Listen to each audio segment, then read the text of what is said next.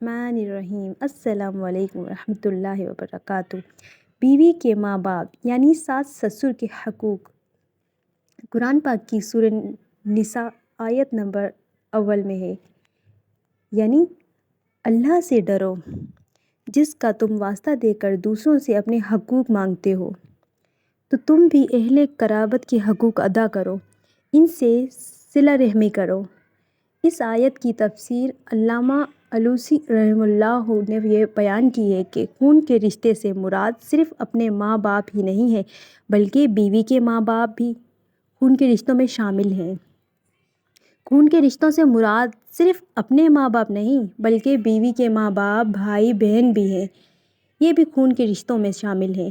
بیوی کے ماں باپ کا اکرام اور احترام مثل اپنے ماں باپ کے ہے۔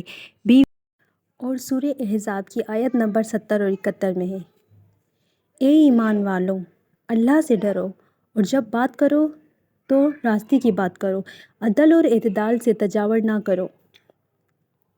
ایسی بات کرو جو تمہارے سسرال سے اور تمہاری بیوی سے محبت میں اضافے کا باعث بنے۔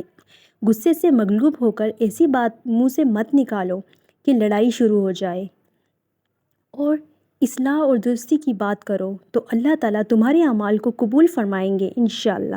معلوم ہوا کہ جس کے گھر میں میاں بیوی سے اور سسرال والوں سے لڑائی ہوتی ہے، اس کے اعمال کی قبولیت خطرے میں پڑ جاتی ہے، لہٰذا اصلاح اور درستی کی بات کرو، بیوی کی خطائیں معاف کرو۔ خود اللہ تعالیٰ نے بیوی کی سفارش فرمائی ہے، اللہ اللہ ہو کر، اتنے بڑے مالک ہو کر فرماتے ہیں، اپنی بیوی کے ساتھ بھلائی سے پیش آؤ، ان کی خطاؤں کو معاف کرو۔ اگر میری ویڈیو پسند آئی ہو تو سبسکرائب کریں اور ہاں لائک کریں۔